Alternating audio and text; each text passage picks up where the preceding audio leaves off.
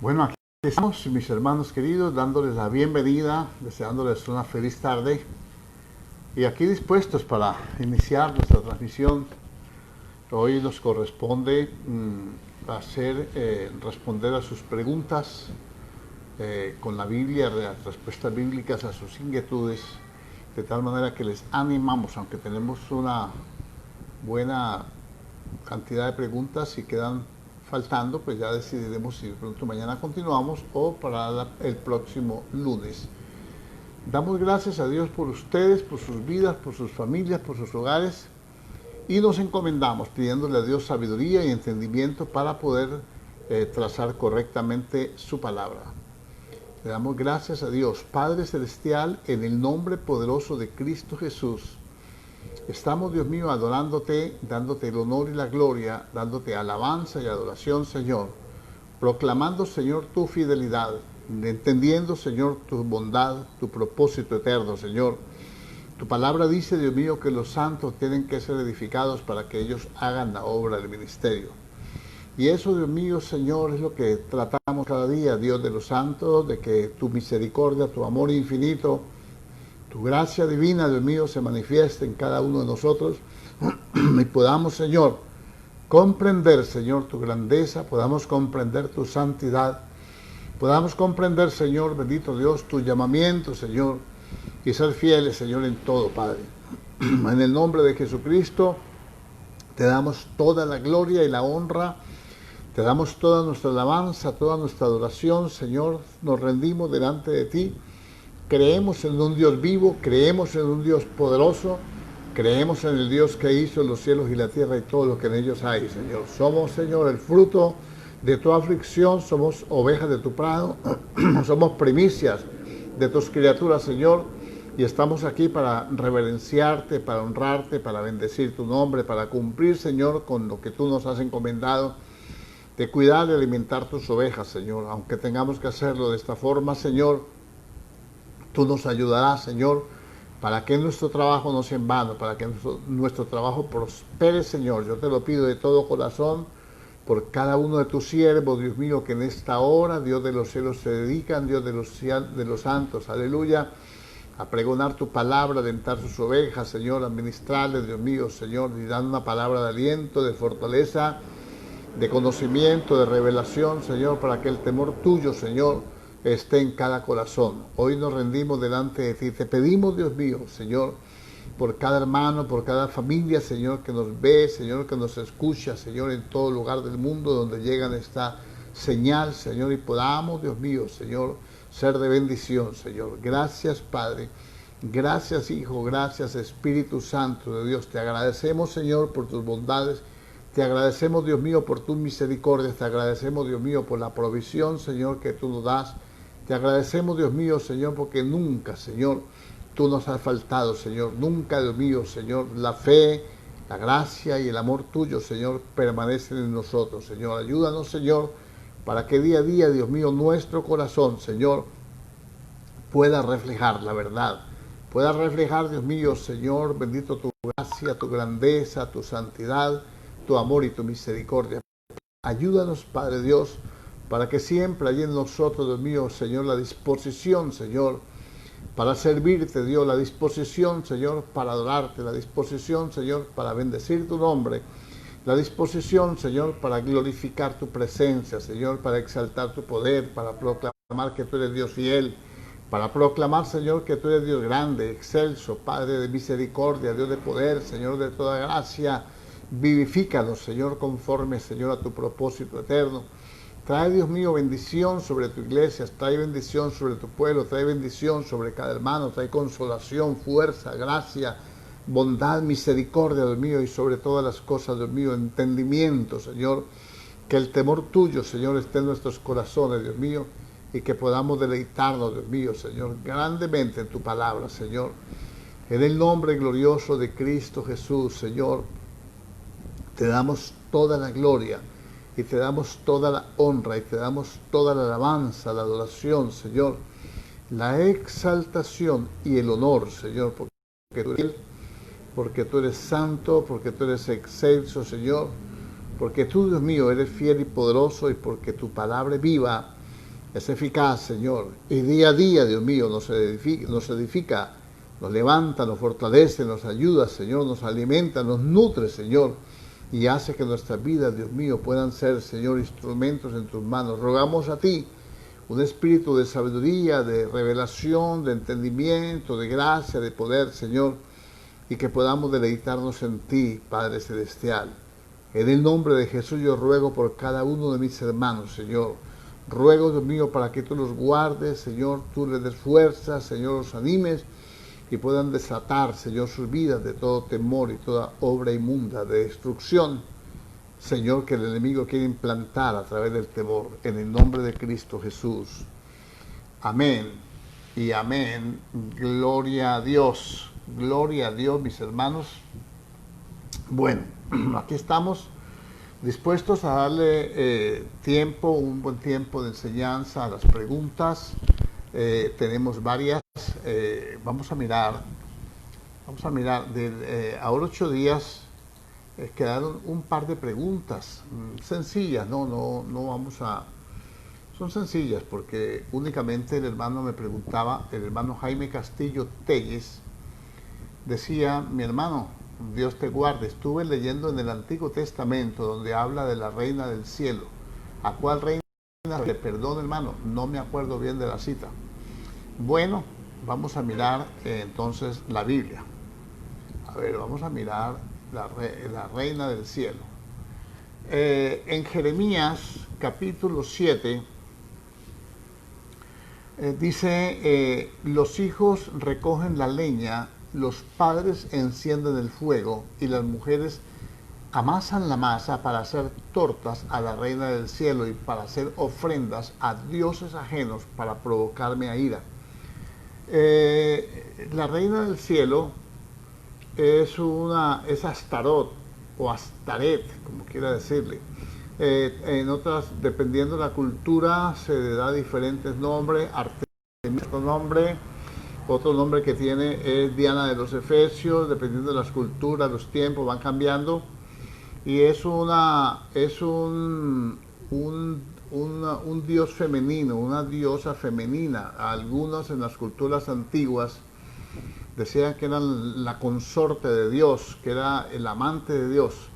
Pero eso viene del tiempo de Génesis, capítulo 10, cuando Nimrod, que fue el primer poderoso de la tierra, entonces de ahí vino la diosa madre, de ahí vino, en los griegos también se manifiesta, en todas las culturas está esta reina del cielo. Hay otra cita en el capítulo 44 de Jeremías, y entonces dice: sino que ciertamente pondremos por obra toda palabra que ha salido de nuestra boca para ofrecer incienso. Ellos se rebelan contra Dios y no hacen caso de los profetas.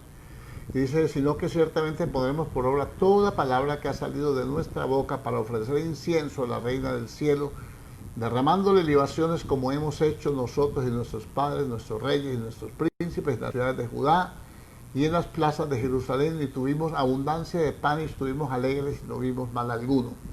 Los idólatras dicen así: mas desde que dejamos de ofrecer incienso a la reina del cielo y de derramarle libaciones, nos falta todo, y a espada y de hambre somos consumidos.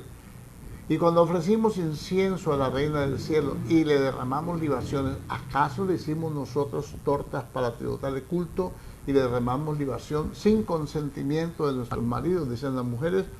O sea que aquí dice, sigamos leyendo el versículo 25 del capítulo 44, así ha hablado Jehová de los ejércitos, Dios de Israel, diciendo: vosotros y vuestras mujeres hablasteis con vuestras bocas, vuestras manos lo ejecutaste, diciendo: cumpliremos efectivamente nuestros votos que hicimos de ofrecer incienso a la reina del cielo y de derramarle libaciones, y confirmáis a la verdad vuestros votos y ponéis vuestros votos por obra.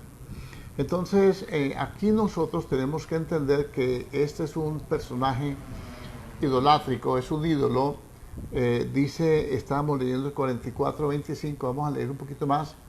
Por tanto, oíd palabra de Jehová, todo Judá, que habitáis en la tierra de Egipto. He aquí que he jurado por mi grande nombre, dice Jehová, que mi nombre no será invocado más sobre toda la tierra de Egipto por boca de ningún hombre de Judá, diciendo, vive Jehová el Señor.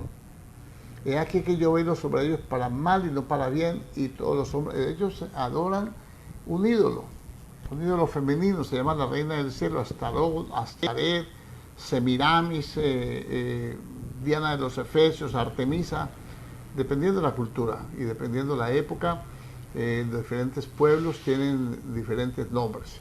Entonces es un ídolo, eso es un ídolo. Jaimito, tenga en cuenta eso. Bueno, vamos a ir a la otra pregunta que hace Jaime Castillo, la hizo a los 8 días, no sé si estará escuchando, y si no, ahí le queda para que lo consulte. Mi hermano, yo entiendo por medio de la palabra que estos son comienzos o principios de la tribulación y que son cosas que están escritas en Mateo como señales antes del fin y que son cosas escritas por Dios y que van a suceder. ¿Y qué hay que hacer pues? Entonces, mire Jaimito, ¿qué hay que hacer? La Biblia nos habla de muchas cosas que tenemos que hacer. La Biblia nos dice, de número 1, está hablando de las señales de Mateo 24. Mirad que nadie os engañe. Entonces tenemos que aprender a no dejarnos engañar. Hay muchas formas de engaño, hay engaños en los ministerios, hay engaños, hay falsos profetas, falsos maestros, falsos apóstoles, falsos hermanos, hay falsos ministerios, hay ministros que se disfrazan como ministros de justicia, pero son ministros de Satanás, lo dice la Biblia, y todo esto, entonces el enemigo va a entrar encubiertamente, se va a disfrazar, lobo vestido de ovejas. Entonces, mirar que nadie nos engañe. ¿Cómo podemos nosotros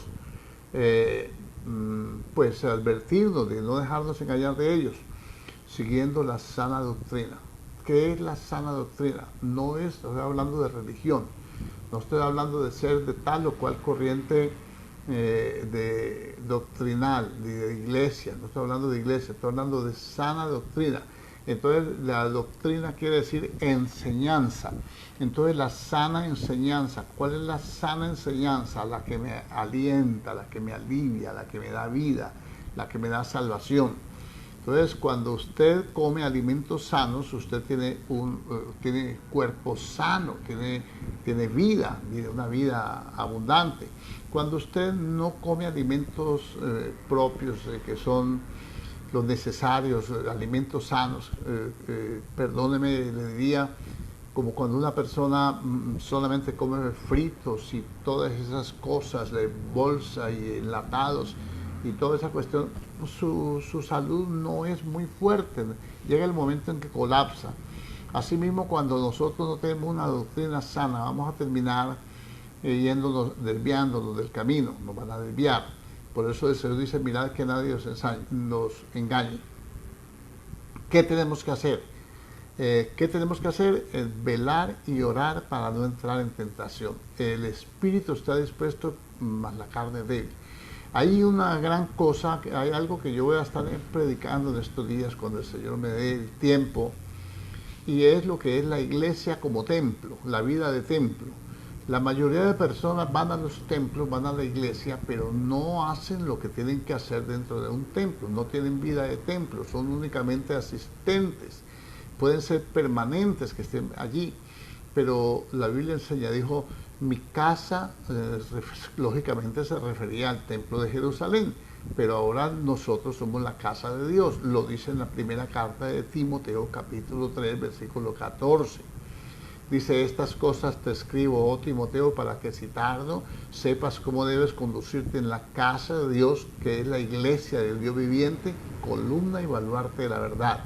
Entonces, ¿cómo tenemos que conducirnos en la iglesia que es la casa del Dios viviente, columna y baluarte de la verdad? ¿Cómo nos tenemos que conducir? Como el Señor nos enseñó. Él sacó los mercaderes del templo, los cambistas, los que cambian milagros por plata, traducido al tiempo presente, porque en esa época ofrecían lo malo, lo dañado, lo que rechazaban los demás. Un sacerdote rechazaba una ofrenda porque no era perfecta, porque el animalito iba descompuesto, y los cambistas del templo recibían ese, gente que venía de lejos, le recibía ese y ellos le daban uno bueno. Después venía alguien que nos venía de lejos y no traía ofrenda y le compraba y volvían y le empacaban el animalito malo y volvían otra vez al cambio hasta que por fin pasaba el animal. De pronto de tanto verlo, no sé, pudo haber pasado. Entonces, los cambistas del templo, el Señor los sacó y dijo, ustedes han hecho de mi casa una guarida o cueva de ladrones. Hoy en día la casa de Dios, que es la iglesia, no los templos, sino las personas, que somos el cuerpo de Cristo, que somos el templo del Espíritu Santo. Entonces tenemos habitando en nuestros corazones muchas veces ideas, pensamientos, conceptos equivocados y se han hecho guarida de ladrones porque son un montón de gente que solamente predica por dinero, que solamente habla de pactos y cosas y siembra y semilla por aquí, semilla por allá, pero nunca dicen de la semilla incorruptible de la palabra de Dios que vive y permanece para siempre. ¿Qué tenemos que hacer? En mi casa se le llama casa de oración para todas las naciones, incluyendo la nuestra. Y creo que eso es algo que no se tiene en cuenta y que va a ser determinante para la salvación de los creyentes, porque un templo es para tener comunión con Dios, presentar sus ofrendas y sus sacrificios a Dios, para darle gracias, para agradecerle, para tener comunión con Él, para expiar el pecado. Lógico que ahora es con la sangre de Cristo, pero igual es más fácil en una iglesia cuando le están predicando a usted la palabra, la verdadera doctrina, que le enseñen las verdades correctas. Usted en su banca escuchando la palabra, usted se da cuenta que ha cometido errores, fallas, pecados. Inmediatamente usted dice, ay Señor, yo no sabía esto, perdóname, porque aquí o allá. Bueno, y si no, en su tiempo solo se arrepiente, se humilla y se pone en paz con Dios. Para eso es la casa de Dios, columna y baluarte de la verdad, para hablar la verdad, no para engañar a la gente, para orar y no para hacer negocio, para tener un encuentro con Dios y no encontrarse con aquel o con aquella. Y eso hay que hablarlo, pero no ahora. Entonces, ¿qué es necesario? Es necesario que todo esto acontezca, estas señales. ¿Qué señales antes son? Estas son, dice, estos son comienzos o principios de la tribulación y que son cosas que no. Lo que está pasando no son principios de la tribulación, Jaimito. Son sencillamente señales que son como dolores de parto. Se van a ir dando cada día más fuertes, más intensas y con más frecuencia, hasta que viene la tribulación. Pero no es señales de la venida, no son señales como están escritas, como señales antes del fin. No, no son señales antes del fin, son señales del fin. Son señales que están diciendo ya el fin está cerca, se acerca el fin de todas las cosas, se acerca el fin de los tiempos de la paciencia de Dios y van a empezar sus juicios. Arrepiéntase, humíllese, camine con Dios, busque la presencia de Dios y para que el hombre se advierta, para que la iglesia número uno que conoce la palabra dice, uy, ya se está llegando el tiempo, ya no más sanganería, ya no más, vamos a comprometernos con Dios. Y otra parte es que los que no conocen del Señor preguntan, ¿no? Y usted que conoce la palabra, usted que es evangélico, usted que es pastor, ¿qué dice lo que está pasando? Pues uno le explica, no aterrorizarlo, eso no. Se redarguye, se dice, mire, es que el hombre se ha destruido, él mismo ha llegado a estos límites y él se está autodestruyendo. Dios lo único que hace es profetizarlo para que nosotros conozcamos que cuando estas señales estén ocurriendo ya su venida está cerca, el fin de todas las cosas está cerca. Él viene por su iglesia, luego empiezan los juicios y ahí le puede uno dar sin ir a hablar del monstruo de las 7 cabezas, ni de los alacranes con alas, ni nada de esas cosas. Porque eso no es para aterrorizar a la gente, son señales para que nosotros saber qué tan intensos son los juicios que van a haber. Bueno, creo que hasta allí más o menos podemos entender. Ahora viene Germán Arce y pregunta, ¿cuál es el propósito de Dios con los 144,000 sellados? Estas 144,000 sellados nos tienen entrenando Creo que a los 8 días hablamos un poco de eso. A mí no me molesto hablarle otra vez. Capítulo 7 de Apocalipsis. ¿Cuál es el propósito? Me preguntan ahora. Ellos van a predicar la palabra en la gran tribulación. Seguro. Vamos a leer un poquito y luego vamos a ir a una cita en Romanos para que usted se dé cuenta por qué sucede esto. Diciendo, bueno, versículo 2:7-2 dice, vi también a otro ángel que subía de donde sale el sol y tenía el sello del Dios vivo, y clamó a gran voz a los 4 ángeles a quienes se les había dado el poder de hacer daño a la tierra y al mar. Dice, perdón, eso sí, acá me queda mejor. Diciendo, no hagáis daño a la tierra, ni al mar, ni a los árboles, hasta que hayamos sellado en sus frentes a los siervos de nuestro Dios. Y oí el número de los sellados, 144,000 sellados de todas las tribus de los hijos de Israel. De la tribu de Judá tanto, 12,000, de la tribu de Aser 12,000, de la tribu de Simeón 12,000. Son judíos, estos indiscutiblemente son judíos. Los adventistas dice que ellos son los santos, que ellos son los sellados. Los testigos de Jehová también dicen que son el liderazgo fuerte allí de esa organización, pero la Biblia no dice eso. La Biblia hace claridad que son 12,000 de cada tribu, son 12 tribus, 12 por 12 son 144, son 144,000 sellados de las 12 tribus de Israel. Entonces, vamos a ir primero al de Romanos, al texto romano después de leer esto. Después miré, verso 9, y he aquí una gran multitud, la cual nadie podía contar, de todas las naciones, tribus, pueblos y lenguas que estaban delante del trono y en la presencia del Cordero, vestidos de ropas blancas y con palmas en las manos. Y clamaban a gran voz diciendo, la salvación pertenece a nuestro Dios que está sentado en el trono y al Cordero. Dejémoslo hasta allí, hasta el versículo 10. Ahora yo quiero llevarlo a Romanos para que usted saque sus propias conclusiones. Vamos a ver. Señor, ayúdame. Aquí, Romanos 9.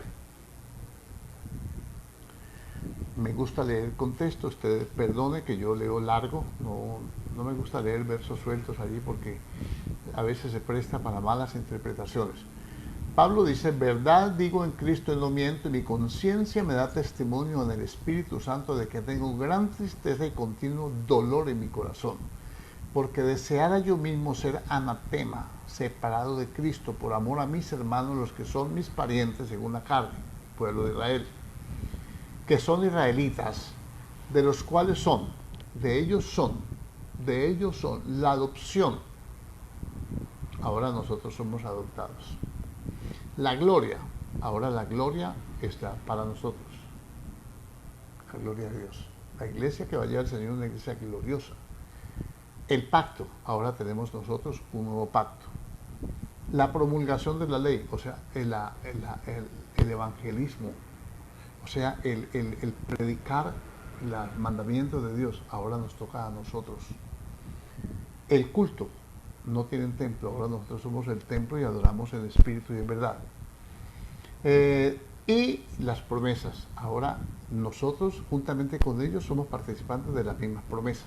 Entonces nosotros que no éramos pueblo, ahora somos pueblo. Pero de ellos era eso. Pero irrevocables son los dones y el llamamiento. Recuerde, este principio bíblico no se puede violar cuando vamos a hablar de estas cosas.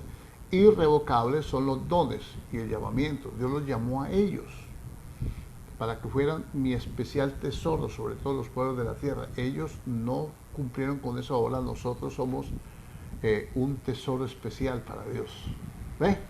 Entonces, vamos a regresar a Apocalipsis donde estábamos, en el capítulo 7, y vamos a mirar, nos quedamos aquí. Y entonces da la lista de las 12 tribus, de las 12 tribus, de los 12,000 sellados de cada tribu, y termina en el versículo 8, y en el versículo 9 dice, después de esto miré y aquí una gran multitud, la cual nadie podía contar, de todas las naciones, tribus, pueblos y lenguas que estaban delante del trono, y en la presencia del Cordero, vestidos de ropas blancas y con palmas en las manos. Esto es muy interesante, esta pregunta, analizarla de esta forma o tener en cuenta esto que le voy a decir. La misión de la iglesia es ser testigo de Cristo. El Señor dijo,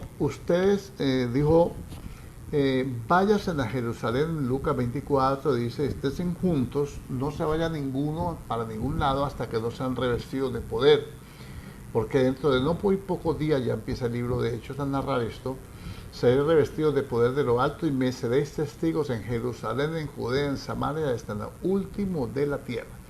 Esta no es la iglesia que está ahora aquí.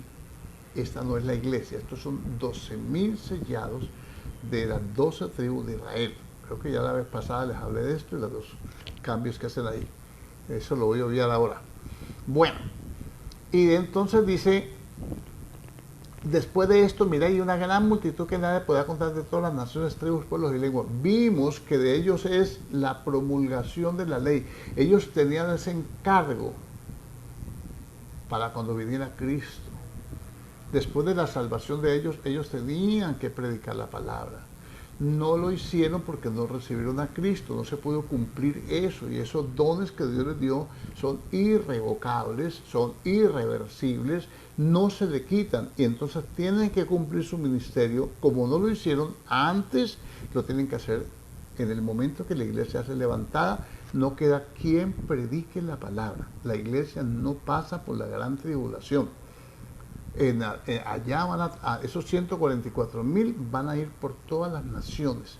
Y hay una multitud en el versículo 9 de todos los tribus, pueblos y lenguas que no son israelitas, porque son de todas las naciones, tribus y lenguas. O sea, del resto de gentiles. Que dice, y es que estaban delante del trono y en la presencia del Cordero, vestidos de ropas blancas y con palmas en sus manos. Y clamaban a gran voz diciendo, la salvación pertenece a nuestro Dios que está sentado en el trono y al Cordero.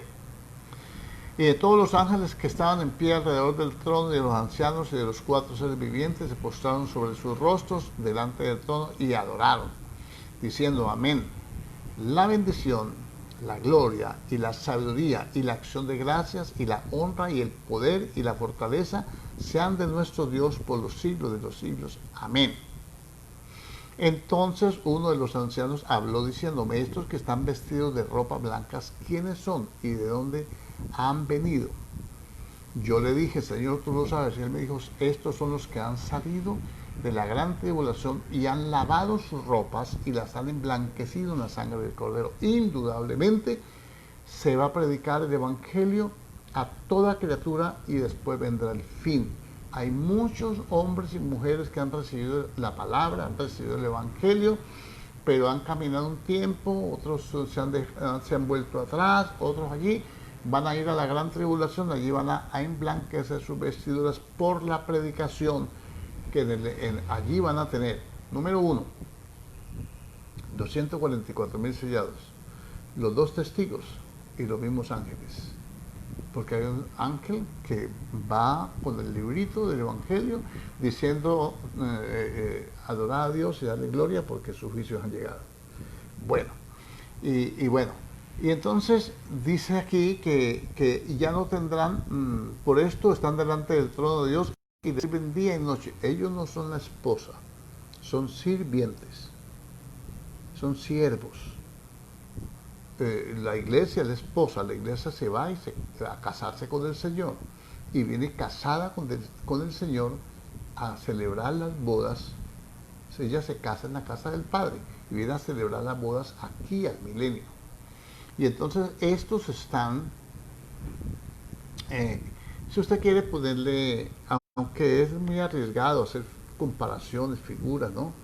Porque cuando la gente no tiene mucha inteligencia para manejar esto, entonces cogen tendencias a decir a asegurar una cosa contraria, ¿no? Hay figuras.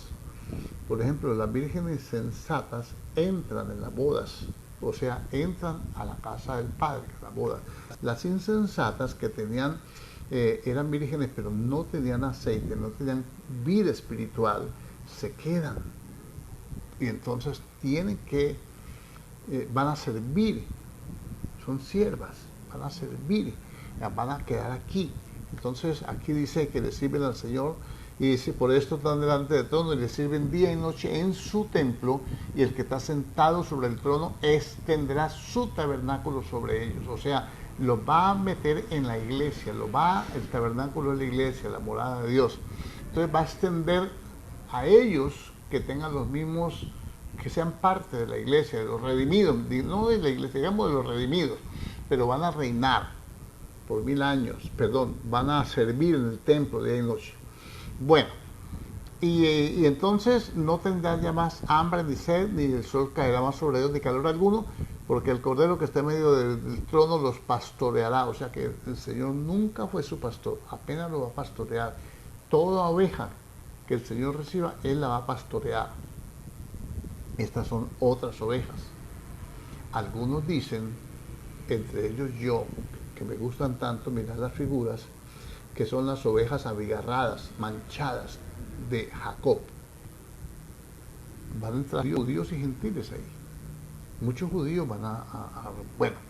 Y los guiará a fuentes de agua de vida, y Dios enjugará toda lágrima en los ojos de ellos. Esta gente va a sufrir en la tribulación, va a llorar mucho, mucho, porque va a enjugar toda lágrima. ¿De qué? Del sufrimiento, de la angustia, de la persecución y de todo. Saber lo más grande, el dolor más grande que pueda tener una persona, saber que está en la gran tribulación cuando pudo estar con el Señor en el cielo, sencillamente porque no quiso atender a la voz de Dios. Así es. Ahora, vamos al capítulo 14. Entonces, ¿cuál es la función de ellos? La función de ellos es evangelizar. Ahora, ¿qué características tienen? No son la iglesia, no son los testigos de Jehová, no son los adventistas, hermanos queridos, son del pueblo de Israel. Ahora dice, después miré y aquí el Cordero estaba en pie sobre el monte de Sión, y con él 144,000 que tenían el nombre de él y el de su padre escrito en la frente. Y oí una voz del cielo como estruendo de muchas aguas y como sonido de un gran trueno, y la voz que oí era como de arpistas que tocaban sus arpas. Y cantaban un cántico nuevo delante del trono, delante de los 4 seres vivientes y de los ancianos. Y nadie podía aprender el cántico sino aquellos 144,000 que fueron redimidos de entre los de la tierra. Fueron redimidos, estaban aquí en la tierra y los redimieron. Miren, esa es una visión que tiene una revelación. Estos son los que no se contaminaron con mujeres, pues son vírgenes. Cuando dice son vírgenes, no dice que no han tenido relaciones sexuales, que ser hombres casados. No se puede tomar literalmente eso. Está diciendo, por ejemplo, cuando usted mira el libro de Apocalipsis, habla de la iglesia de Tiatira, que tiene nombre de que dice, tengo contra ti que toleras que esa mujer que se dice Jezabel, tienes ahí esa mujer que se dice Jezabel, que pretende ser, que es una pseudoprofeta, y de ella enseña a mis siervos a comer cosas sacrificadas a los ídolos y a fornicar, o sea, son idólatras. Déjeme decirle que la avaricia también es idolatría. Entonces, la avaricia es una especie de, dice la Biblia que es idolatría. Entonces, quiere decir también esto, hermano, que muchos de los ministros de ahora han fornicado con Jezabel a través de la idolatría, del dinero. Y los que más que todos los que les gusta solamente hablar de dinero. Tengan cuidado con eso, no nos dejemos engañar. Mirad que nadie os engañe. Bueno, y estos dice, y cantaban un cántico nuevo delante del trono, delante de los 4 seres vivientes y de los ancianos, y nadie podía aprender el cántico, sino aquellos 144,000 que fueron redimidos de entre los de la tierra. Posiblemente, cuando dice que nadie puede aprender este cántico, posiblemente es un cántico de las experiencias que tuvo el pueblo de Israel con Dios, que nosotros no las conocemos todas, pero que están por tradición ellos las han seguido, y si no, Dios se las va a revelar allí. Puede ser un canto en hebreo, puede ser, pero nadie lo puede aprender. Solamente los 144.000 de las 12 tribus del pueblo de Israel. Bueno, y dice, y en sus bocas no fue hallada mentira, pues son sin mancha, son vírgenes, ¿no? O sea, no son pecadores, no son... Yo pienso así, hermano. Creo que me traí un poquitico la lectura allí. Perdón, se lo rectifico porque lo hice mal. Versículo 3, cantaban un cántico nuevo delante del trono y delante de los 4 seres vivientes y de los ancianos, y nadie podía aprender el cántico sino aquellos 144.000 que fueron redimidos de entre los de la tierra. Estos son los que no se contaminaron con mujeres, pues son vírgenes. Estos son los que siguen al Cordero por donde quiera que va. Estos fueron redimidos de entre los hombres como primicias para Dios y para el Cordero. Y en sus bocas no fue hallada mentira, pues son sin mancha delante del trono de Dios. Entonces, estos 144.000, estas es unas características más que hay que mirarlas, es que ellos tienen la capacidad de aprender algo que los gentiles no podemos, porque son pueblo de Israel, los 144.000, los demás son gentiles, o somos gentiles. Entonces ningún gentil lo puede aprender. Yo pienso que no lo puede aprender porque son en hebreo antiguo o algo así. O son tradiciones, costumbres y cosas, cantos que ellos tienen de muchos años, siglos, miles de años, y que nosotros no conocemos, y ellos lo van a aprender allí. Bueno, y dice que ellos son vírgenes, no se contaminaron con mujeres. Cuando habla de contaminación con mujeres, está hablando de, si nosotros miramos a Jezabel, que es el prototipo de que contamina la iglesia, entonces estos no se dejaron contaminar con doctrinas. Los profetas falsos de Jezabel comían a la mesa de Jezabel, o sea, la comida en la Biblia, hablando espiritualmente, significa el alimento espiritual, la palabra. Por ejemplo, en Hebreos capítulo 13, versículo 8, dice: Jesucristo es el mismo ayer, hoy, por los siglos de los siglos. Verso 9, no os dejéis llevar de diversas doctrinas, porque buena cosa es afianzar el corazón con la gracia y no con viandas, comidas, que no han aprovechado a los que han hecho uso de ellas. Hay doctrinas que no aprovechan al que las usa. Estos no son vírgenes, no se contaminaron con mujeres, pues siguen al Cordero por donde quiera que va. Hay una serie de rabinos, siempre los han habido, de hombres en Israel fieles, que a pesar de estar en el judaísmo y de practicar la ley todavía, ellos son fieles y escudriñan las escrituras, tienen sueños, revelaciones, tienen sabiduría, y ellos pronostican, digámoslo así, por no decir profetizan, ¿no? Porque ya la profecía está cerrada. Ellos pronostican, tienen revelaciones a veces por causa de la misma ley y de Dios que los ilumina, porque Dios no descuida a su pueblo. Y ellos hablan de la venida de su Mesías, que está próxima, y hablan siempre del Mesías. Entonces, el Mesías es Cristo, el Cordero. Y ellos siguen al Cordero por donde quiera que va. Como quien dice, le siguen la pista. No al Señor, sino a los acontecimientos que encajan con las profecías que ellos entienden, que Dios les revela, por las cuales hablan del advenimiento de su Mesías. Y entonces, en su boca no fue hallada mentira, pues son sin mancha delante del trono de Dios. Son gente pura, santa, que ha dedicado su vida. Son esos rabinos que usted mira con la barba, que no se despuntan la barba, su sombrerito, su vestido negro, y que cumplen, guardan todas las normas de la ley. El Señor dice que la ley es pura y santa. Entonces Dios también mira eso. Dios no mira lo que mira el hombre. Nosotros lo juzgamos, lo descalificamos, lo metemos al infierno, lo sacamos del infierno, lo metemos a otro lugar, pero nunca miramos lo que Dios quiere hacer con ellos.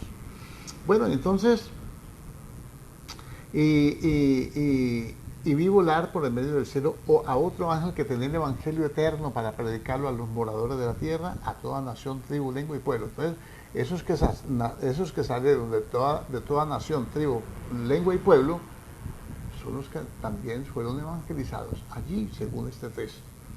Ese es el evangelio que se va a predicar, el evangelio eterno, el evangelio de temer a Dios y darle gloria porque su juicio ha llegado. Ya no van a predicar de tal manera amó Dios al mundo. No, temer a Dios, por temor a Dios, tiene que arrepentirse, no importa que el anticristo lo esté chuzando con un tridente, no importa que el diablo tiene que adorarlo y por eso le mochan la cabeza. Y ya sabe que los mochacabezas quiénes son. Bueno, hasta ahí creo que está entendible. A ver, miremos a ver por aquí. Ah, y aquí hay otra pregunta aquí. Aquí dice Víctor Hugo.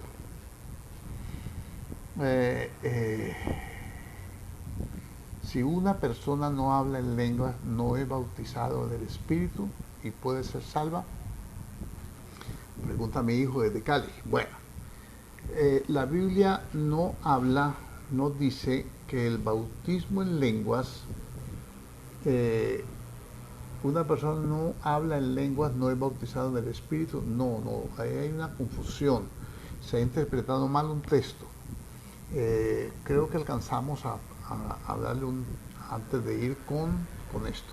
Vamos a ir al libro de los Hechos de los Apóstoles para que hablemos de las lenguas. Bueno. Hechos, a ver, no. Vamos a la primera carta de los Corintios primero, para más rápido descifrarlo. Hechos de los Apóstoles, capítulo 14.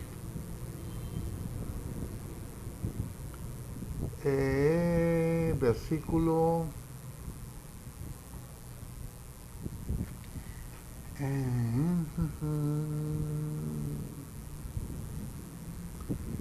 ver, pues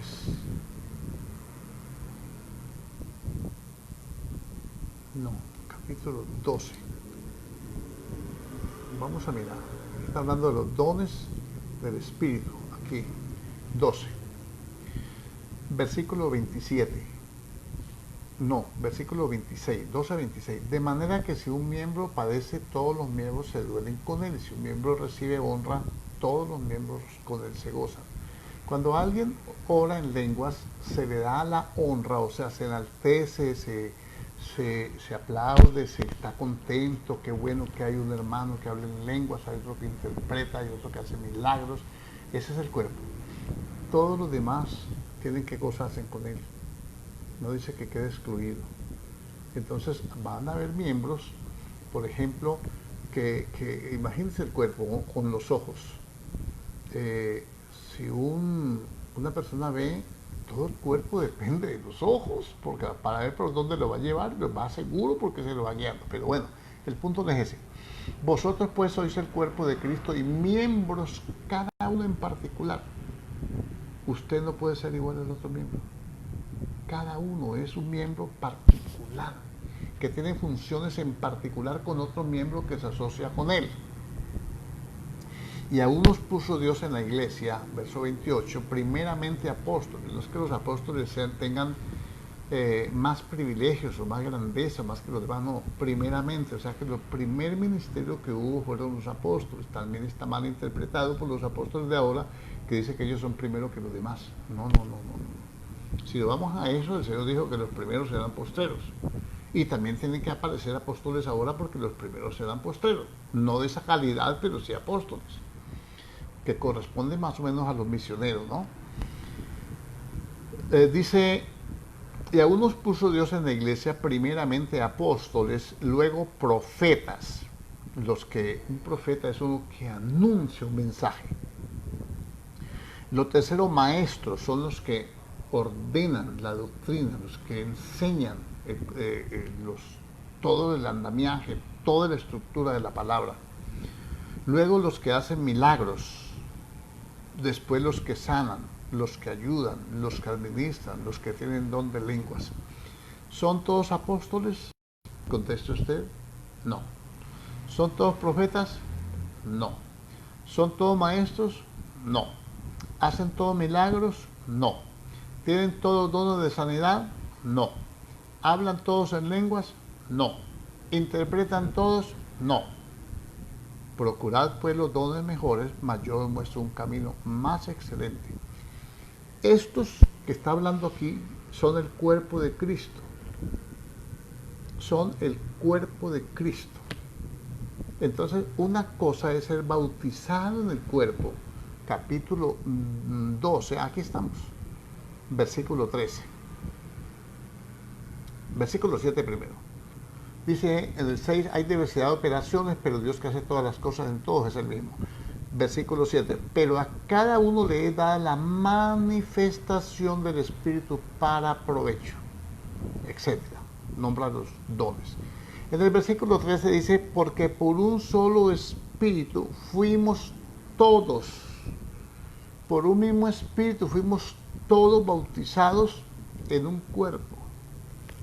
Entonces la palabra bautizar es baptizar, es cambiar de color, es sumergir. Habían estanques podían a veces, machacaban las cuchillas, que eran unos moluscos, sacaban la sangre de esos animales, le hacían otros aditamentos allí.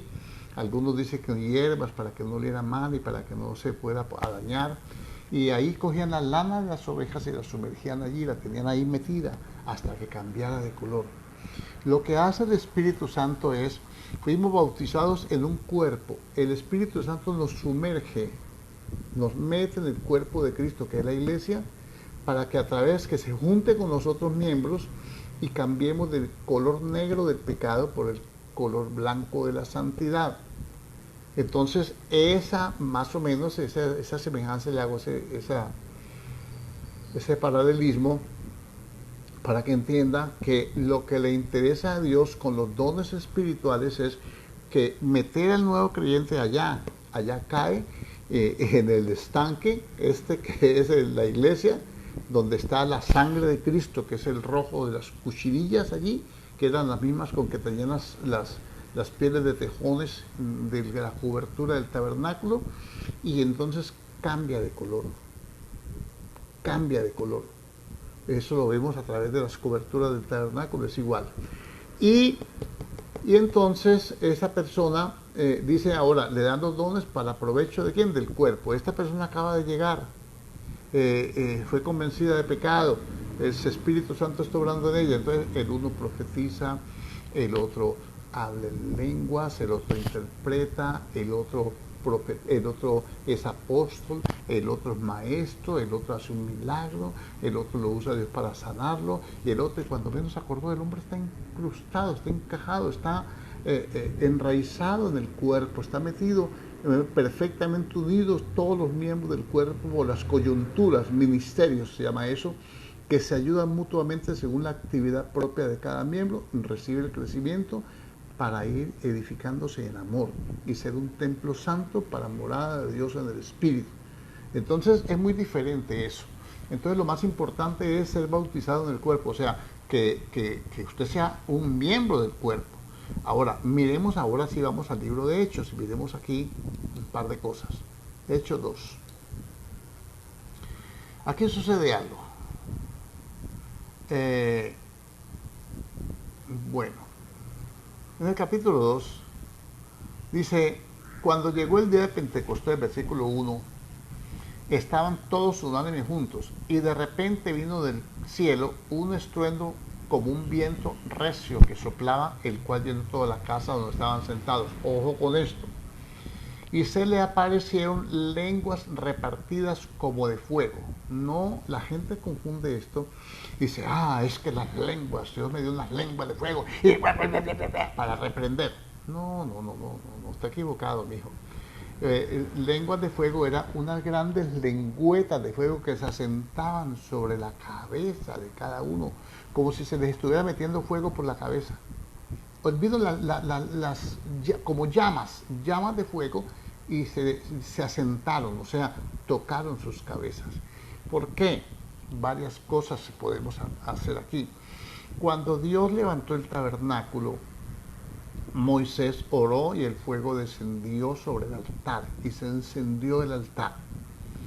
Cuando Salomón hizo el templo en Jerusalén, construyó el templo, Él se arrodilló a orar y descendió fuego del cielo.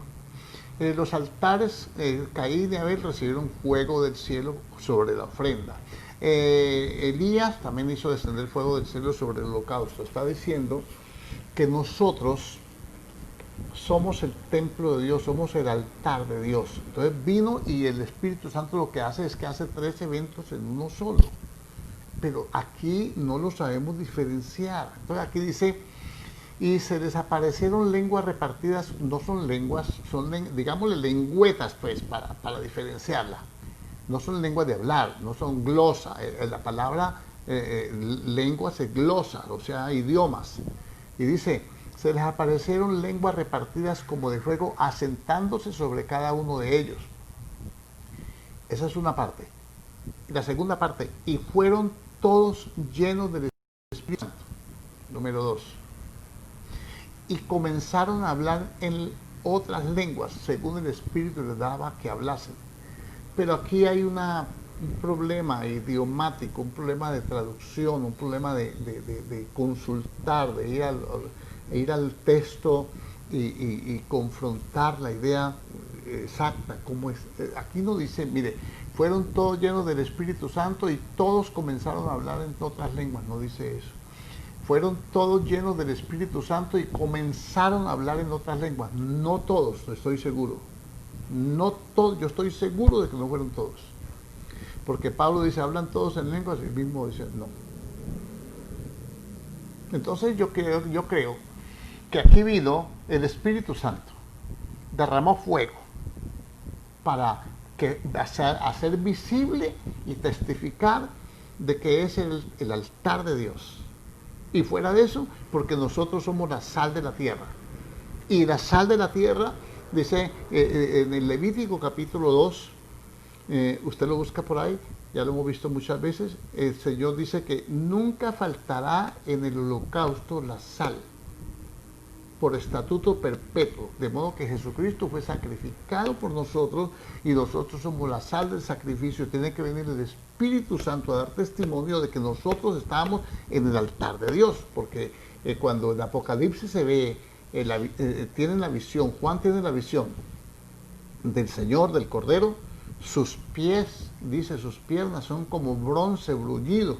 Bronce brullido es bronce recalentado, bronce fundido al fuego, que es como rojizo.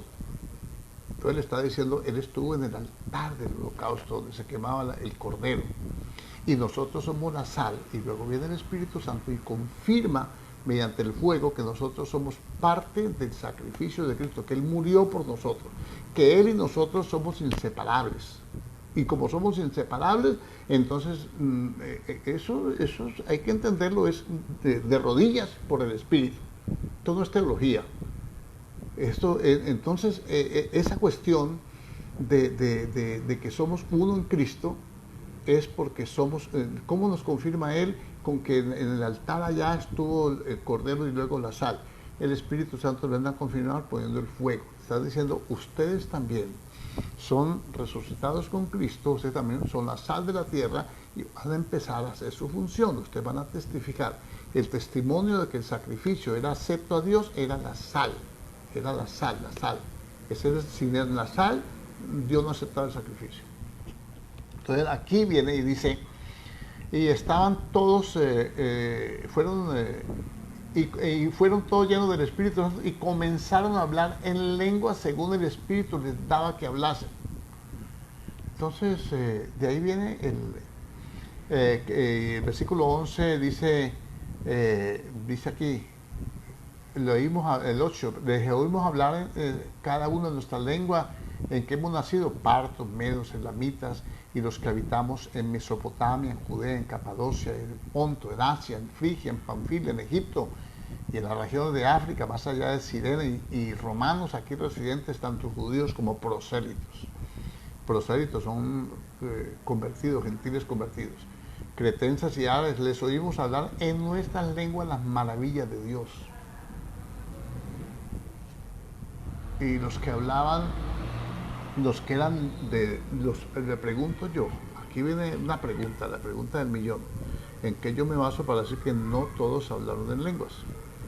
los habitantes de Jerusalén, los judíos que estaban allí, cómo ellos oían hablar, ellos no podían estar hablando, que ellos estuvieran hablando en árabe y los judíos gringos, porque la Biblia misma dice que si tú oras en lenguas, entonces tu hermano no puede decir amén porque no entiende lo que dijiste.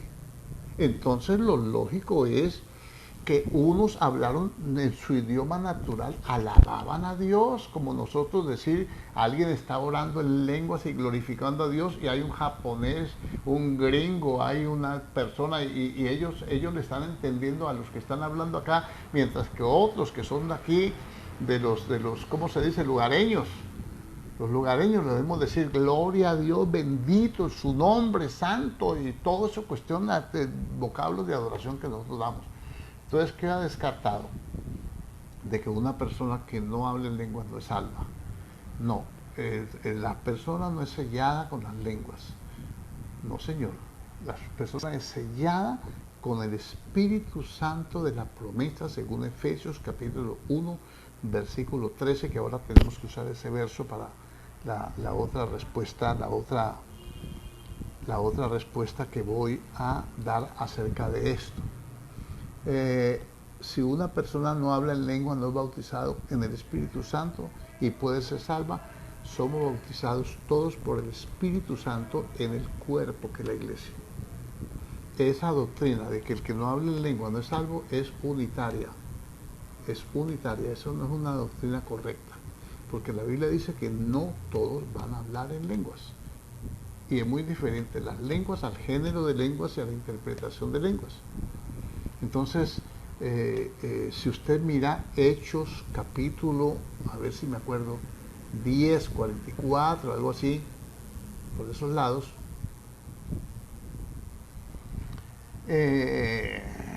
aquí, mientras aún hablaba Pedro estas palabras, el Espíritu Santo cayó sobre todos los que oían el discurso, y los fieles de la circuncisión que habían venido con Pedro, o sea, judíos, se quedaron atónitos de que también sobre los gentiles se derramase el don del Espíritu Santo, porque los oían que hablaban en lenguas y que magnificaban a Dios. Entonces, y dice, entonces Pedro respondió, ¿puede acaso alguno impedir el agua para que no sean bautizados estos que han recibido el Espíritu Santo también como nosotros? Entonces ellos hablaban, el judío hablaba hebreo y predominaba el griego. Pero también, entonces yo pregunto una cosa, ¿qué glosa? Porque las lenguas son glosas, son idiomas. ¿Qué idiomas hablaron estos? Que ellos los oyeron que magnificaban a Dios. Estos eran gentiles, eran romanos. Porque esto es, ¿cómo se llama? El hombre Cornelio. Entonces son discípulos de Cornelio, en la casa de Cornelio. Posiblemente no hablaban sino griego. Y no, yo no sé, pero a mí me da la impresión de que eso es una doctrina, eso no está en la Biblia, que todos hablen en lenguas. Y la salvación no es por obras, no es por hablar en lenguas, la salvación es por la fe en Cristo Jesús. Eso es esencial. La salvación es por la fe, no es por obras. Porque entonces diríamos que bueno, si usted no es capaz de echar fuera un demonio, tampoco puede entrar al cielo, y si no es capaz de sanar a un enfermo, tampoco, y si no, porque son dones igual. Las lenguas son unos dones iguales a hacer milagros, a profetizar, y de diferentes. Entonces quiere decir que todos tendremos que hacer milagros, señales y prodigios para poder entrar al cielo, pero no se entra por la fe. Ahora, por la fe se dan los dones de acuerdo a la capacidad, como los talentos. Acuérdense, aunque los dones son diferentes talentos, pero ahí podemos sacar una enseñanza. El Señor dio talentos a cada uno según sus capacidades. Si usted aumenta su capacidad, y Pablo dice, anhelen los dones mejores. ¿Dónde está? En 1 Corintios. Vamos a la primera carta a los Corintios. Dice Pablo, quisiera que todos hablaran en lenguas, pero más que profetizaran. Y dice,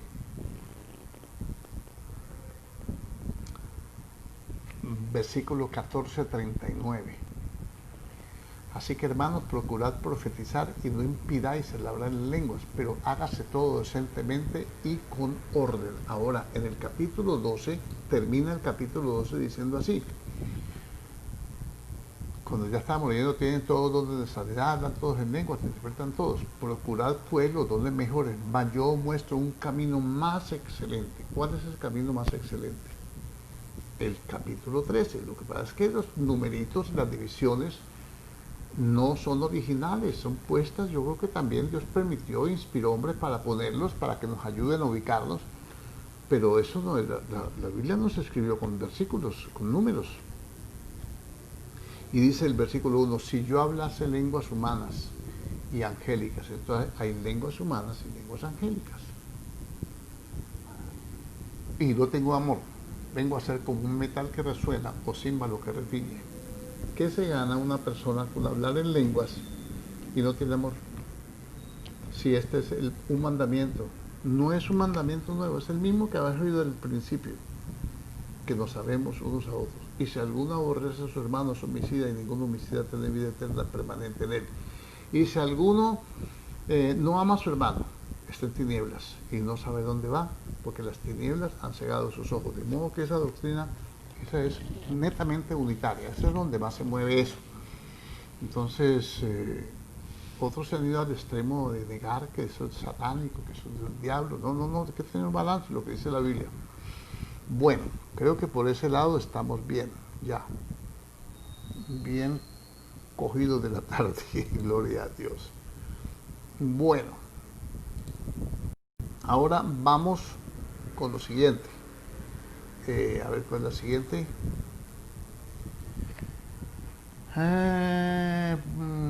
Buenas tardes, pastor, dice don Germán Arce. Ah, no. Espérese a ver.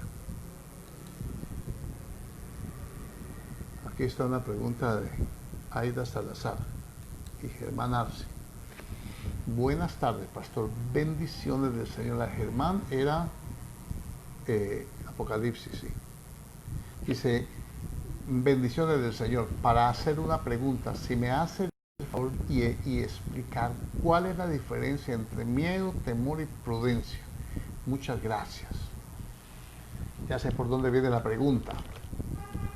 La pregunta viene de la enseñanza de ayer.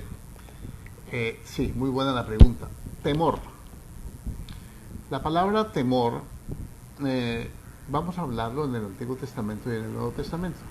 Porque si yo le digo el temor en el Antiguo y en el Nuevo es diferente. Temor, el nombre en el Antiguo Testamento, palabra hebrea 4172, a ustedes que les gusta escudriñar, que así tiene que ser, se usa exclusivamente para denotar el temor a un ser supremo. A un ser supremo. Ojo con esta definición porque la voy a aplicar a lo que yo enseñé ayer. Por lo general se emplea para describir la reacción de las grandes obras y actos de destrucción de Dios causan en los seres humanos. A ver, que las grandes obras y actos de destrucción de Dios causan en los seres humanos. Vamos a ir a mirarlo en Deuteronomio capítulo 4. Obras de destrucción. Escuche bien. ¿De dónde viene el temor? 4:24. Vamos leyendo aquí. Porque Jehová tu Dios es fuego consumidor, Dios celoso. Cuando descendió fuego del cielo, salió fuego de Jehová y quemó a Nadab y a Abiú, porque salió fuego de Dios, dice, y los quemó en el tabernáculo porque estaban ahí todos trolos, todos chapetos. Entonces, ahí vino un gran temor. Bueno, cuando vino la rebelión de Coré, Datán y Abirán, entonces también salió fuego porque ellos protestaron contra Moisés y le echaron la culpa a Moisés y se encendió el campamento, o sea, las tiendas empezaron a quemar. Entonces, esa es una parte de lo que nosotros tenemos que mirar como temor. Ese temor, por lo general, es un temor muy marcado que significa terror. Terror. Cuando se encuentra en singular, el vocablo enfatiza sobre todas las acciones de Dios, o sea, el temor, no los temores en singular. También mora puede sugerir una reacción de animales frente a los hombres.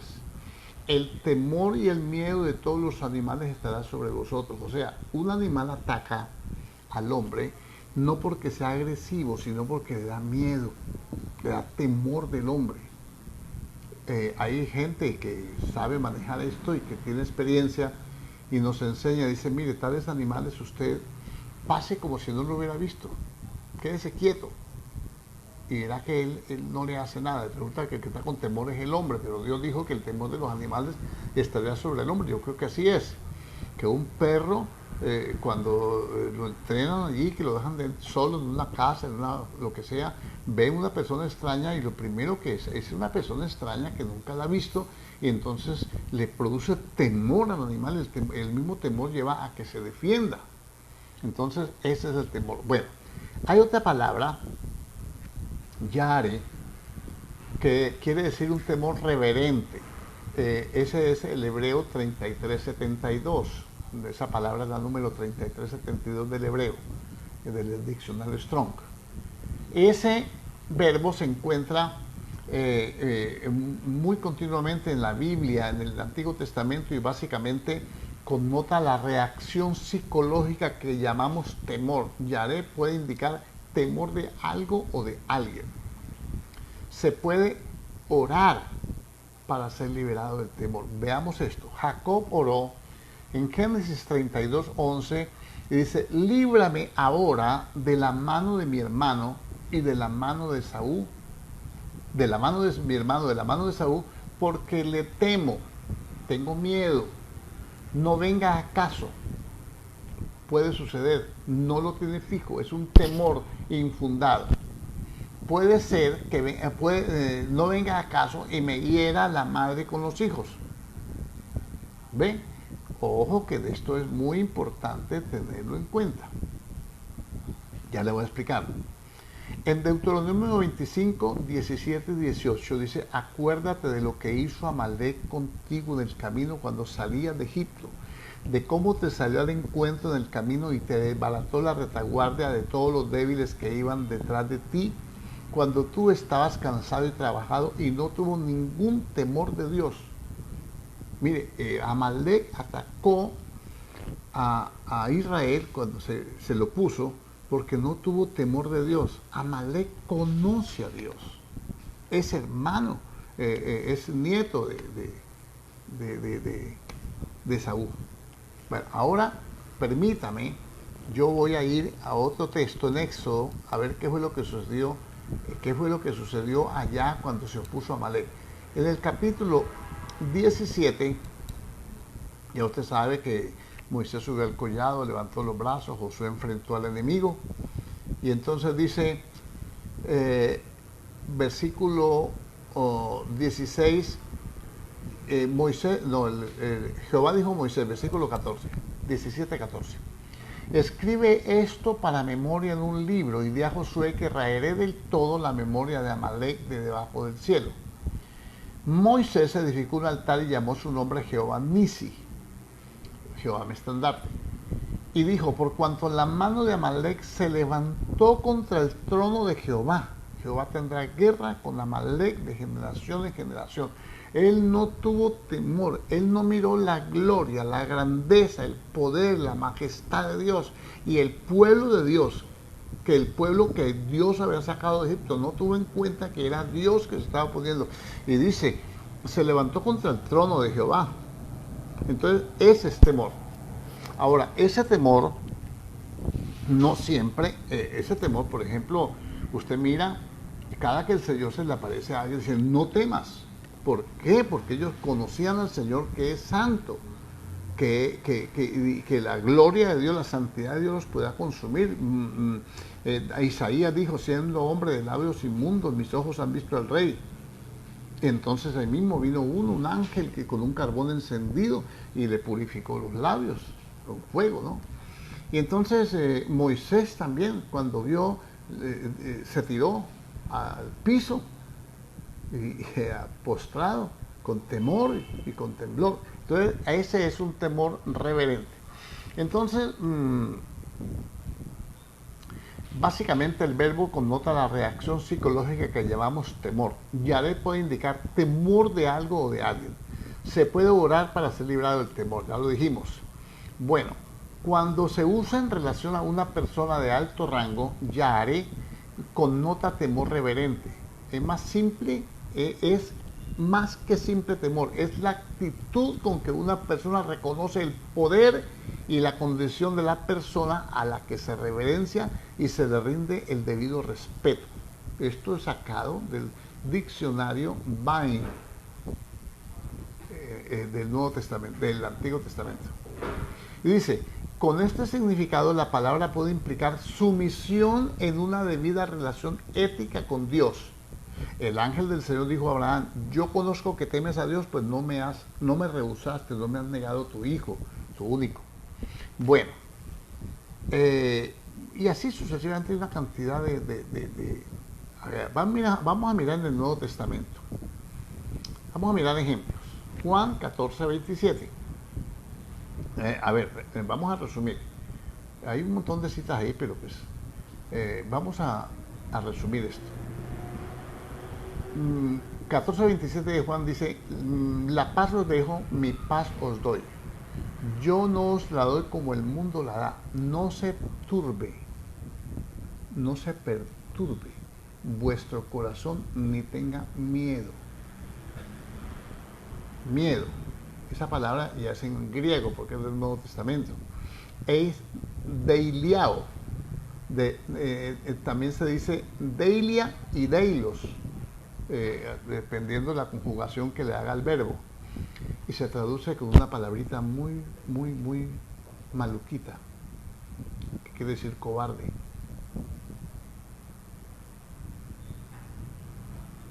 Se traduce que tenga miedo. Pero hay otros versículos que también hablan de temor.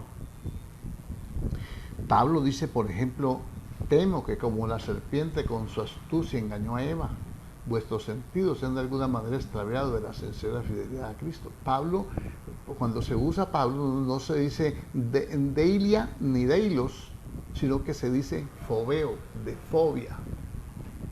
Yo mantengo ese temor, yo tengo ese presentimiento, yo tengo esa angustia, esa fobia de que el diablo los puede engañar, de que si usted no se pone en las pilas, el diablo los puede enredar. Entonces, fobeo es hacer huir lo relacionado con miedo, es hacer huir. Deilos, el miedo, el temor de Pablo es hacer huir. Tengo temor de que los hagan huir de la fe, que los arrastren tras de ellos, que dejen de seguir a Cristo, que sigan otros caminos. Entonces está relacionado con phobos, que es miedo. Se halla siempre en la voz pasiva en el Nuevo Testamento.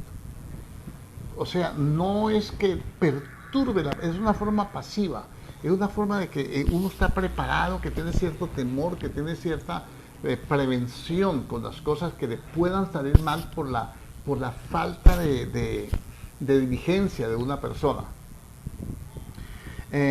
Bueno, entonces, en primera carta de Pedro, capítulo 3, versículo 14, esta misma palabra se traduce como amedrentar.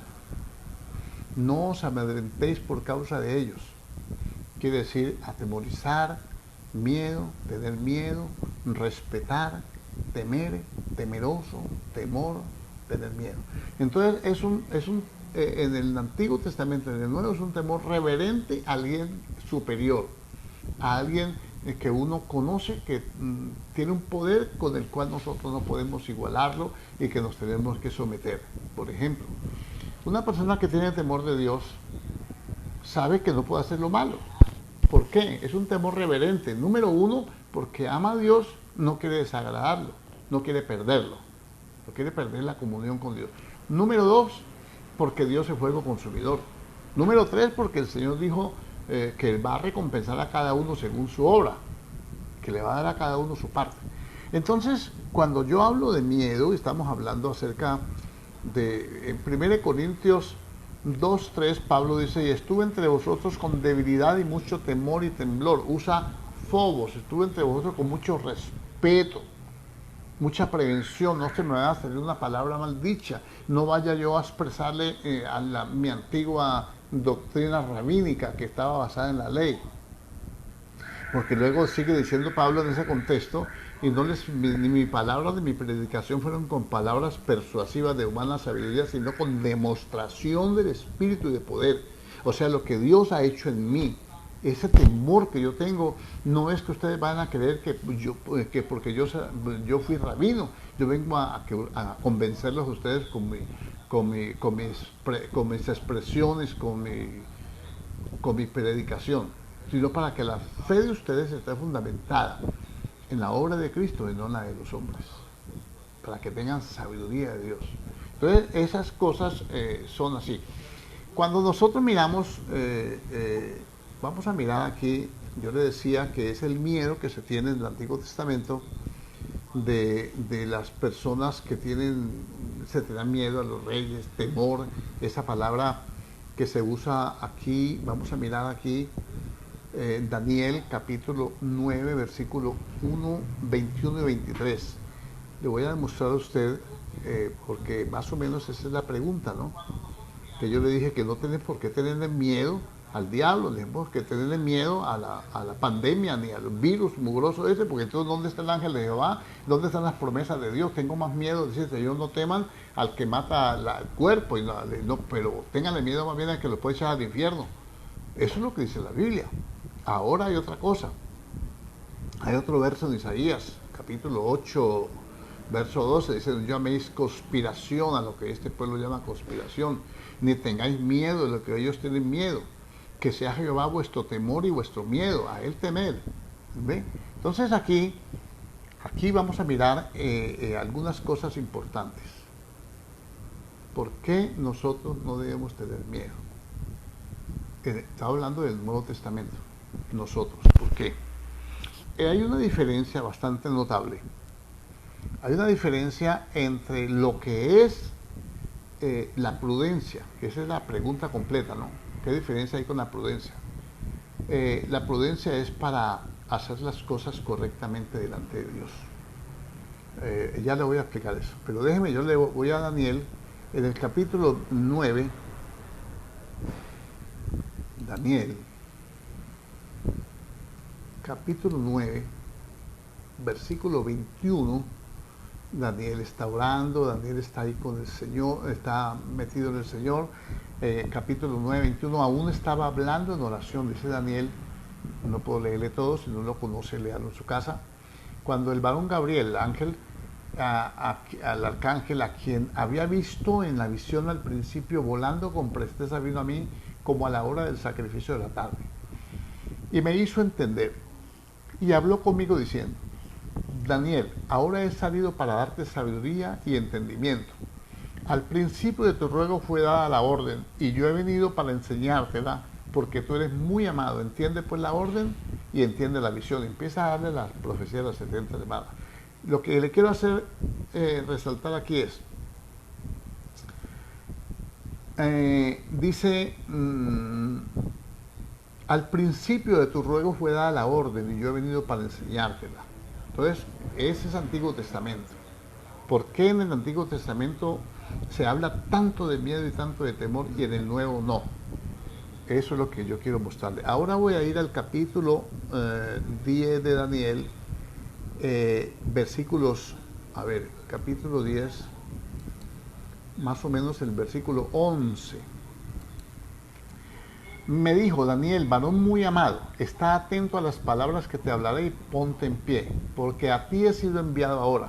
Mientras hablaba conmigo, me puse en pie temblando. Entonces me dijo, Daniel, no temas, Porque desde el primer día en que dispusiste tu corazón a entender y humillarte en la presencia del Señor, fueron oídas tus palabras, y a causa de tus palabras yo he venido. Mas el príncipe del reino de Persia se me opuso durante 21 días, pero he aquí Miguel, uno de los principales príncipes, vino para ayudarme y quedé allí con los reyes de Persia. He venido para hacerte saber lo que ha de venir a tu pueblo en los postreros días, porque la visión es para esos días. Mientras me decía estas palabras, estaba yo con los ojos puestos en tierra, enmudecido, etcétera, etcétera, etcétera, etcétera. Entonces Daniel el ángel Gabriel vino para traer la respuesta a Daniel, a la oración de Daniel. Él había dispuesto su corazón para buscar a Dios, busca una respuesta, Dios le envía la respuesta con su mensajero. Y ahora pues se opone el príncipe de Persia. Es una batalla allá arriba, templada. Y no lo dejaba pasar hasta que, bueno, puedo pedir refuerzos y todo. Y ya ustedes seguirán leyendo y encontrarán allí. Ahora, en el Nuevo Testamento, no. Mire, le explico. ¿Por qué no tenemos que tener temor en el Nuevo Testamento? Porque Cristo venció al diablo. Hebreos capítulo 2, versículos 14 y 15. Por cuanto los hijos participamos de carne y sangre, Él también participó de lo mismo. O sea, vino y tomó cuerpo humano, con todo lo que se negó, y dice Filipenses. Dice, Él también participó de lo mismo para destruir por medio de la muerte al que tenía el imperio de la muerte hasta ese entonces, es decir, al diablo. Y liberar del temor a los que estaban sujetos a esclavitud, librar del temor al diablo a los que estaban sujetos por el temor a la muerte que les infringía el diablo, para librarnos. Entonces ya fuimos librados del temor a la muerte. En Apocalipsis capítulo 1, déjeme. ¿Dónde está este aparato? ¿Dónde está usted mismo? Por acá está. Capítulo 1 dice,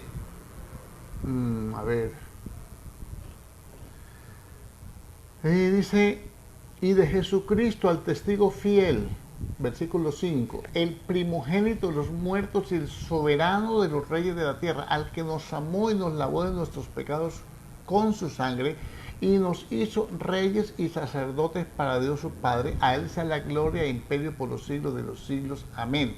Voy a seguir leyendo, y aquí dice,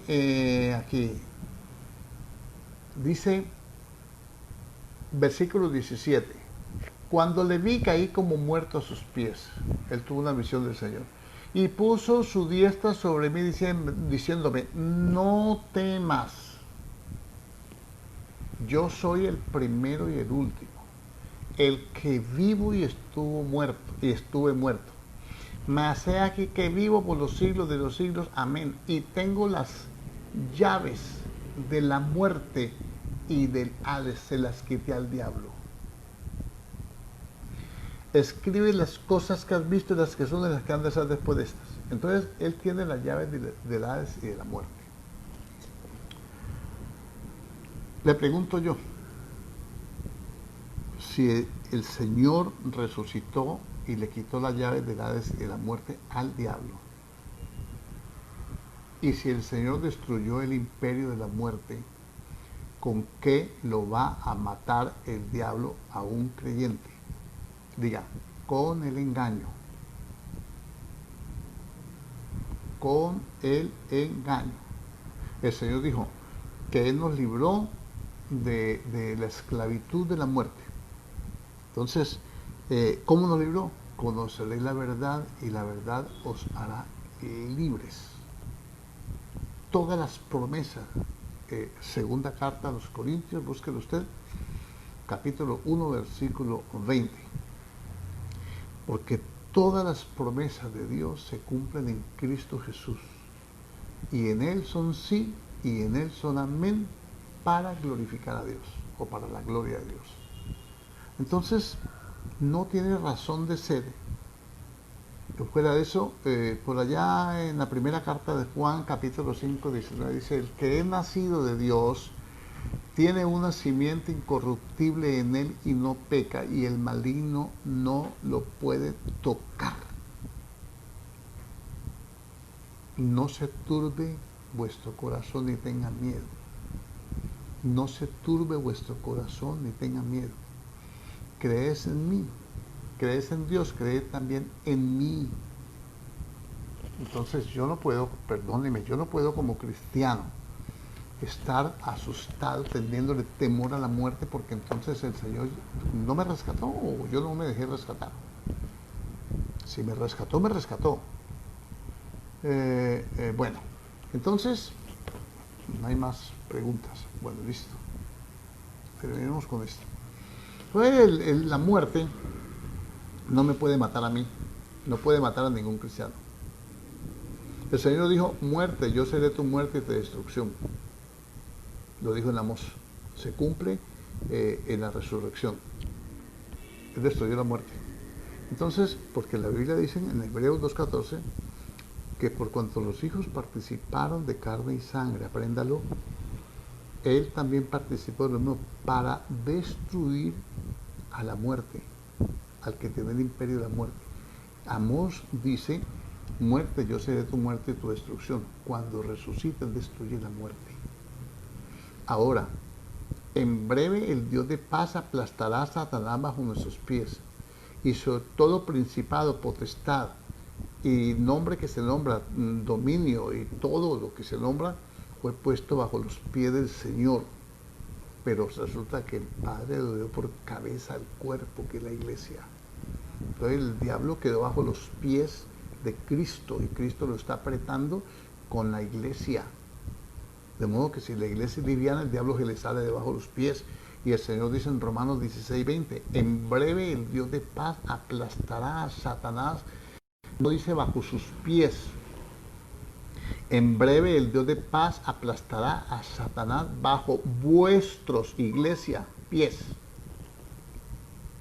De modo que si lo va a aplastar bajo nuestros pies, porque ya está ahí, no hacerle la presión.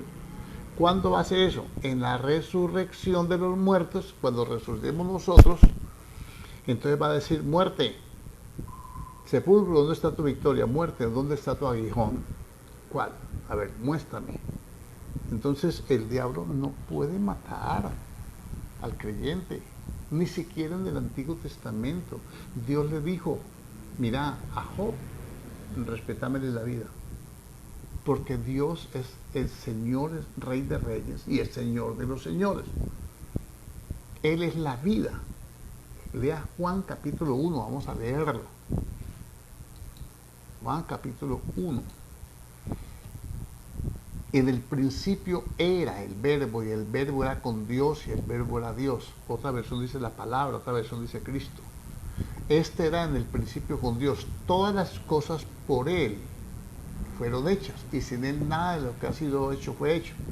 En Él estaba la vida, y la vida era la luz de los hombres. La luz en las tinieblas resplandece, y las tinieblas no prevalecieron contra ella. Dice, verso 9, aquella luz verdadera que alumbra a todo hombre venía a este mundo. ¿Ve? En Él estaba la vida, y la vida era la luz de los hombres, dice el verso 4. Y el verso 9, aquella luz verdadera que alumbra a todo hombre venía a este mundo. Verso 4, en Él estaba la vida, y la vida era la luz de los hombres. Y Él dijo en Juan 9:4, mientras estoy en la tierra, luz soy, mientras estoy en el mundo, perdón, luz soy del mundo. Pero le dice a los discípulos en Mateo capítulo 5, versículo 14, ustedes son la luz del mundo, y nunca las tinieblas prevalecerán sobre la luz. ¿A qué le tiene miedo? Prudencia, se lo repito, Proverbios, es muy diferente la prudencia. Me está diciendo, hermano, pero es que tenemos que ser prudentes. Amén, sea prudente porque así lo manda Dios. Una cosa es la prudencia, otra cosa es el miedo. Ya vimos la definición de temor y de miedo. Es temor a un ser supremo. Por favor, el diablo no es superior a nosotros. El diablo no es superior a nosotros. Dice que nosotros somos primicias de sus criaturas. Él de su voluntad nos hizo nacer para que fuésemos primicias de sus criaturas, dice en Santiago. No es reyes. Entonces, somos primicias de sus criaturas. Y si somos primicias, y dice, porque a cuál de los hijos, de los ángeles le dijo Dios, mi hijo eres tú. Menos caído, menos un ángel caído. ¿A cuál de los ángeles dijo Dios, mi hijo eres tú?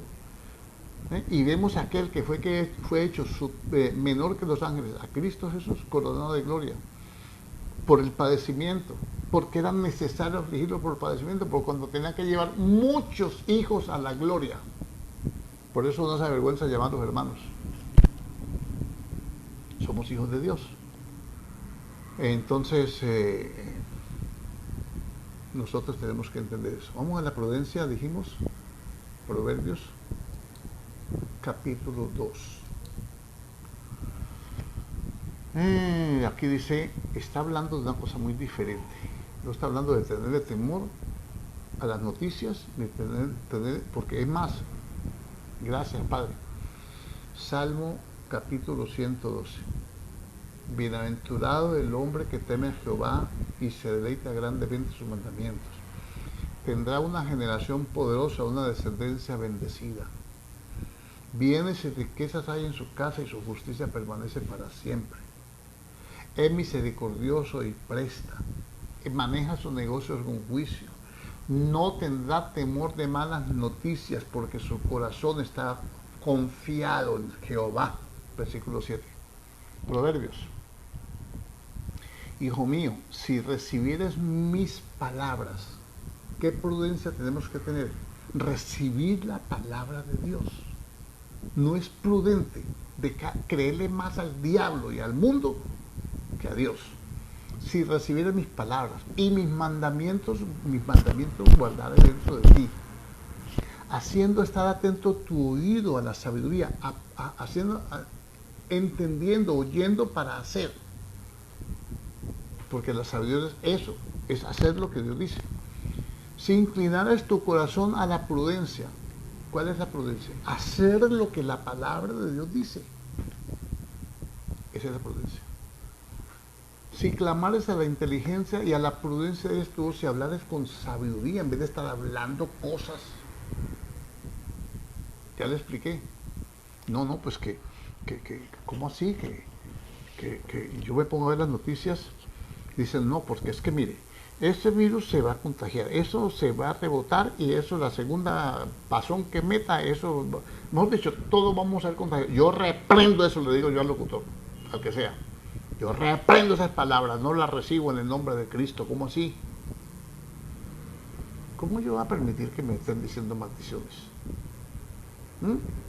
Ninguna arma forjada prosperará contra ti, condenaré toda lengua mentirosa que se levanta en juicio contra ti. Esta es la herencia de los santos de Jehová y la salvación proviene del Señor. ¿Dónde está la fe? ¿Dónde está la fe? Bueno, póngase su máscara, póngase sus guantes, cargue un frasquito de alcohol y otro de gel acá en sus bolsillos. Eso ya depende de usted. No peca por hacerlo. Yo no pienso que peque por hacerlo. Pero aunque lo haga y aunque tomas todas las precauciones, una cosa es prudencia, otra cosa es precaución. Precaución es no hacer cosas que le pueden dañar a usted. Prudencia es obedecer a Dios, creer a Dios, según este texto de Proverbios 2. Dice, y sigo leyendo, y a la prudencia des tu voz, si como a la plata la buscares y escudriñares como a tesoros, entonces entenderás el temor de Jehová y hallarás el conocimiento de Dios, porque Jehová da la sabiduría y de su boca viene el conocimiento y la inteligencia. Él provee de sana sabiduría a los rectos. Es escudo a los que caminan rectamente. Es el que guarda las veredas del juicio y preserva el camino de sus santos. Esa es la prudencia. Es para obedecer a Dios. No es prudente. No es prudente, no es prudente. Dice el Proverbios. No es prudente tomar vino. Entonces, mis hermanos queridos, creo que nos hemos pasado un poquitito, pero respondimos. Es muy diferente. Yo no le estoy diciendo que no se ponga su máscara. Si no se la pone, de pronto le hacen un comparendo. Y ahí no sería sabio. Sabiendo lo que tiene que hacer, no hacerlo. Ahí es cuestión de sabiduría. Pero la sabiduría de Dios es superior, supera la del hombre. Eso dice la Biblia.